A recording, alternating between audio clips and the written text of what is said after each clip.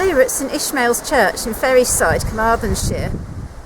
It's quite an ancient building, so we're going to go and have a look inside.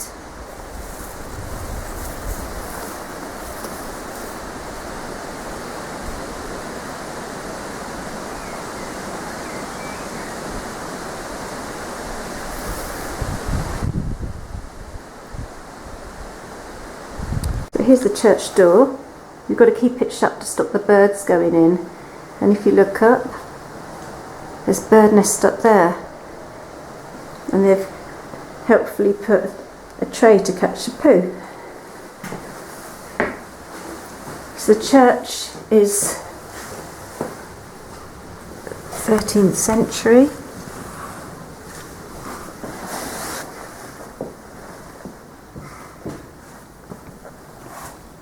Close the door.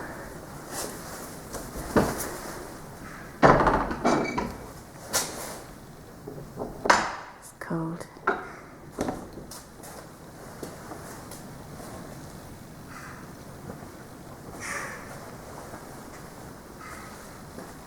Oh. If you're thirsty, please take water. And there's a visitor book. I'll sign that later.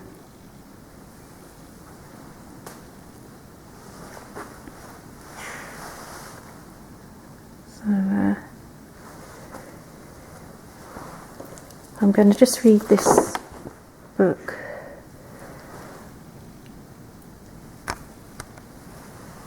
Have a look round. Oh, I can hear the birds feeding their babies. Right. There's a beautiful stained glass. I'll just read a bit of the history while I look over here. St Ishmael was believed to be a nephew of St David, the patron saint of Wales. Christians have been worshipping here since the 6th century, and the church stands on the southern route to St David's. 30 hours difficult walking and 3 ferry crossings away.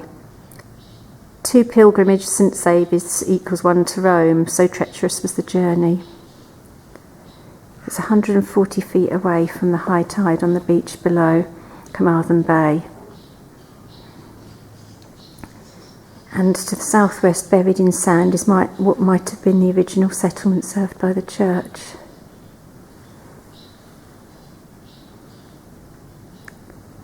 It says the tower door is much later than most of the church. It's possibly been lowered following storm damage, and there's a sundial dated 1725. As you leave the church, look for the medieval holy water stoop. I did see that. I'll have to take a picture.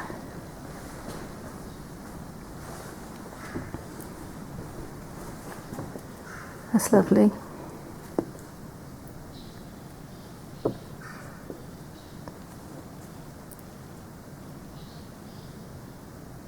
Oh, it says, the rest of the windows in this side were blown out by enemy action in the last war. A stray bomb fell on the vicarage next door, killing the occupant. You can see blast damage in the wall.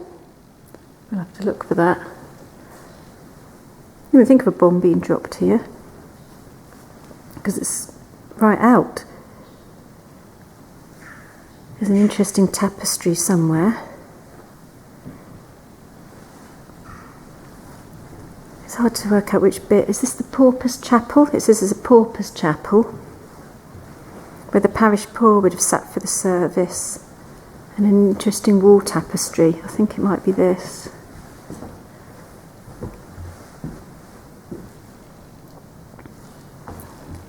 And there's also some information about Hugh Williams, who started the Rebecca riots.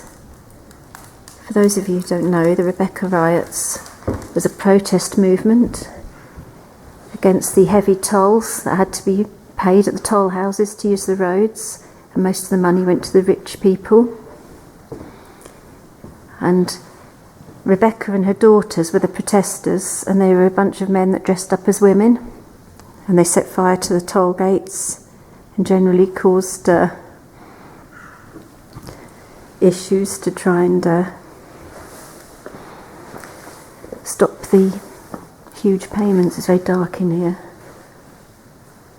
That must be the tapestry I just read about. It's very dark in here. I don't know if there's a light switch. You see the church in the middle? There's a panel about the Rebecca riots. It shows somebody dressed as Rebecca. That's really lovely. All hand stitched. There's another panel there that shows the Pilgrim's Way. We didn't plan to come in here originally today. We planned to do something. We're on our way somewhere else. So this must be the Paupers' Chapel where the poor people had to worship. There's a cross full of nails. I'm not exactly sure where the blast damage from the bomb is. It's very cold in here, but it feels quite a welcoming church. There's water, there's snacks, and it said visitors welcome. There's the pulpit, the candle holders.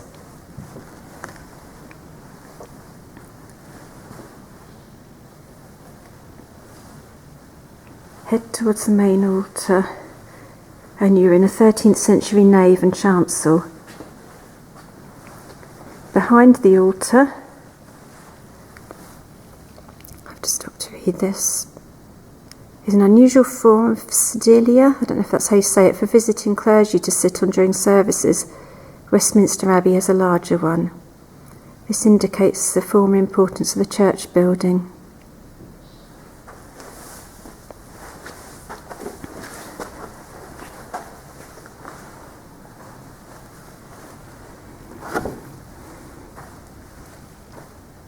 So I suppose that stone bit at the back of the altar is the seat where they would have sat. There's a nice monument there. It's very damp in here, which is a shame.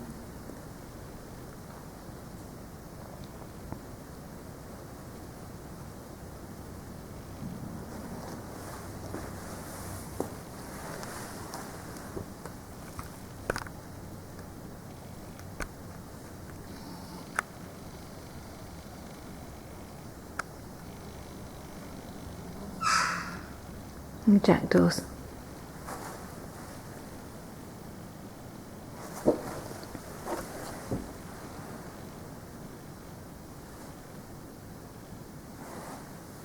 As you leave the choir, look on your left-hand side and there's a hagioscope. I'm not sure what that is.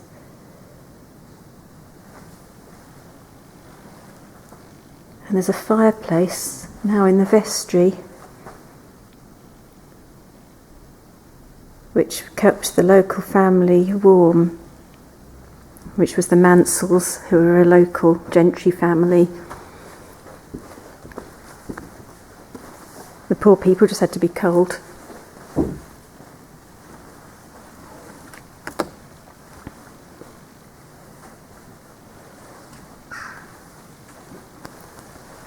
We'll have to try and find the Hugh Williams grave in the thing. Oh, this is the side chapel for the rich Mansell family, and it's a bit better lit in here, and they've got a lovely fireplace so they didn't freeze to death. These chairs are beautiful. And stained glass for St. Ishmael. I'll have to find out more about him. Got a few bits of art to do with the church. This is sort of used as an office now. Photocopies and filing cabinets and things. The plan of the church. Some more pictures.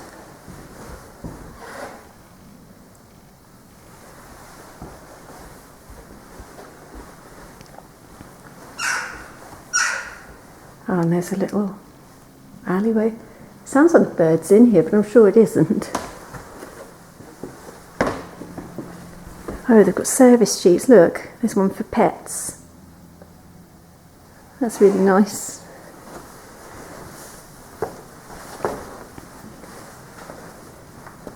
Although it's quite a plain church, it's really lovely and peaceful. And there's the font.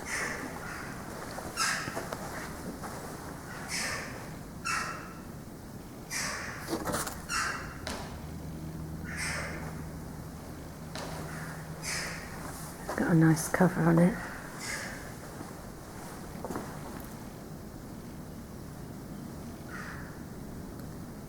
Okay, I'll head back out to the churchyard.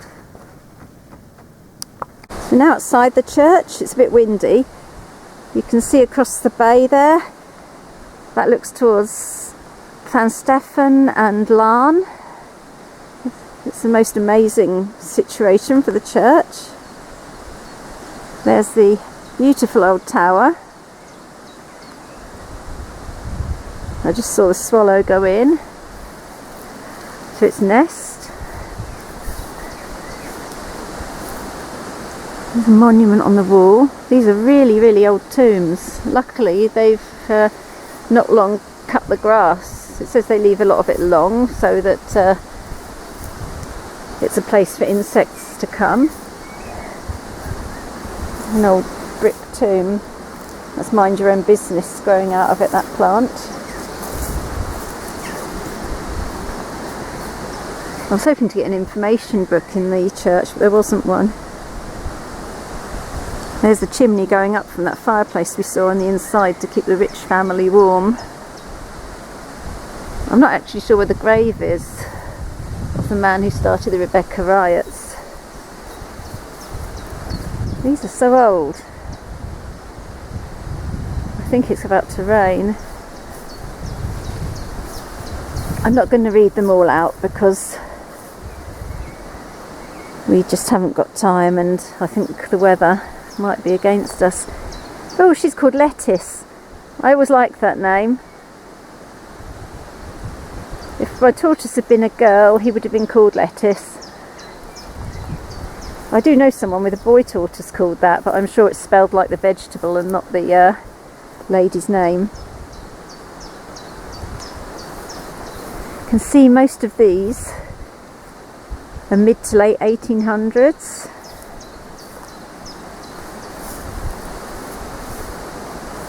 There's a lot of them. Oh, that's a bit sad. He drowned in Cardigan Bay, October the 14th, 1872. Richard Arthur, aged 21 years. Oh, it's a whole sad stone. And Anne, who died aged 1 week old.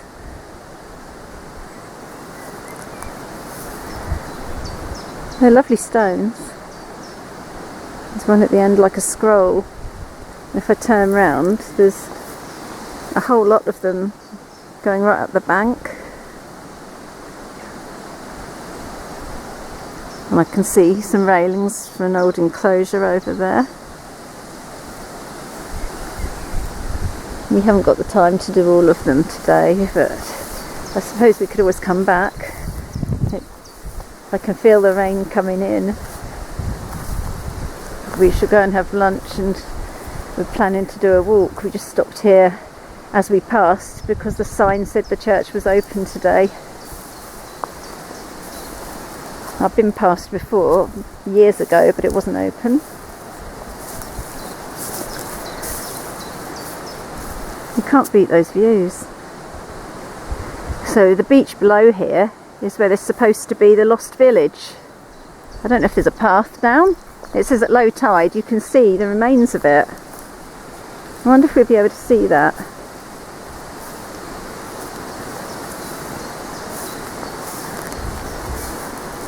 That one's fallen over. There's a little hut up there and no roof on it.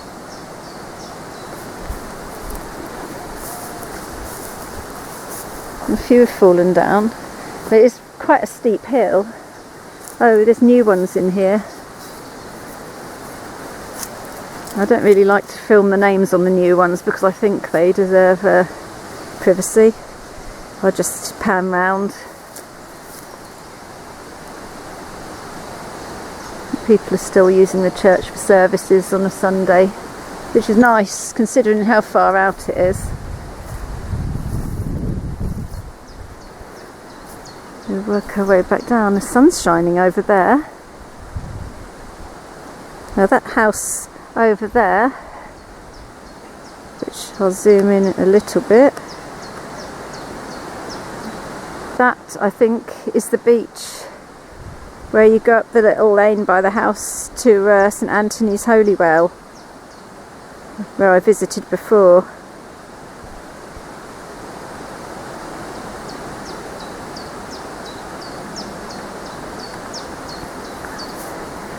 There's a very large tomb there. I wonder which one belongs to the Mansell family.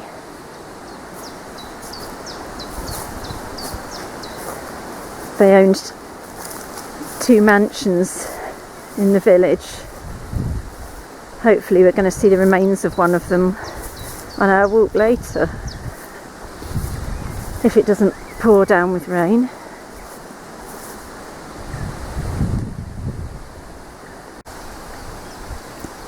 We've just realised quite how many graves there are here.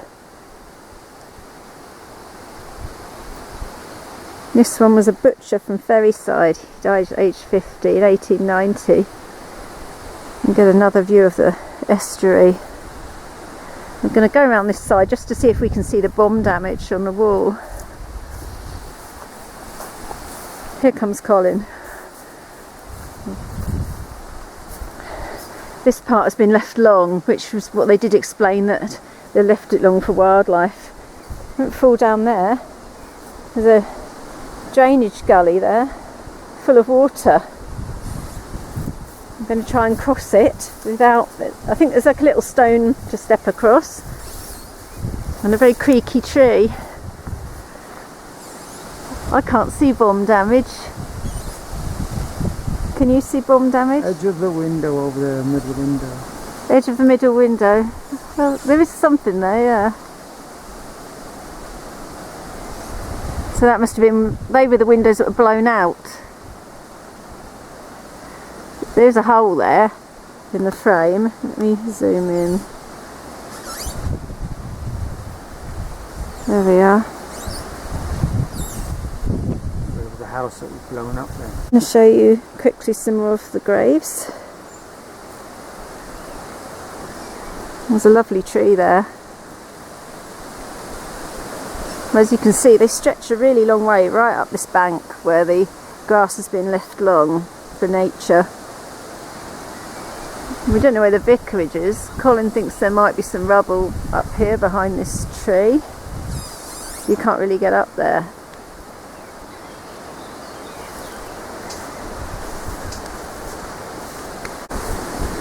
This stone has a beautiful Celtic cross on it.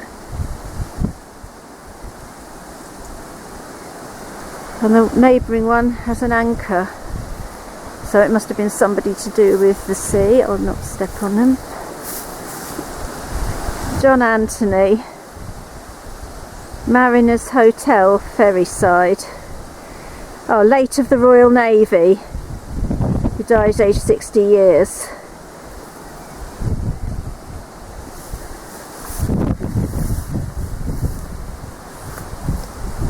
There is something up there, but I don't know what it is. It's very overgrown. It could be possibly where the vicarage was.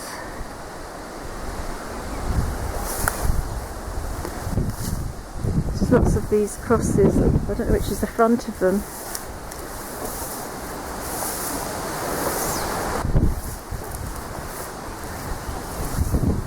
You see some more stones there by the large tree. That one is quite distinctive. It's got a chain on it. I imagine that probably has an anchor as well.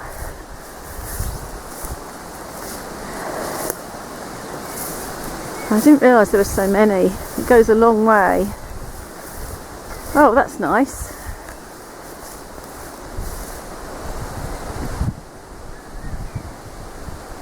Chunky anchor. This stone was erected by the congregation for something Thomas of St Thomas Church, Ferryside.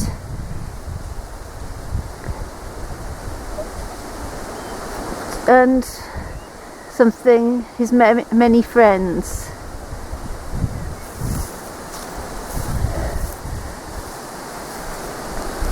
There's even more up there. You can just see the tops. High on the bank behind the church. And we found a bit of a brick wall, and there's a pipe coming out here which looks like a well. Maybe it leads to that little stream that we crossed over earlier. I don't know if that is a holy well, I don't think so. I've not seen it mentioned anywhere, but you can see. It looks like it may have been at one time. Hang on, let's get... There we are. I'll have to look that up. There's definitely a well here. The soil around here is red, that's why the water's that colour in the mud. And now I've got soaking wet feet because I'm wearing my pumps and not my exploring shoes, which I've stupidly left in the car. I do this every time. There we are, we can see all the way down. There's Colin heading down. Thank you for joining us on our visit to St Ishmaels Church. We didn't find Hugh Williams' grave, but it's been a really enjoyable explore. So see you again soon. Bye.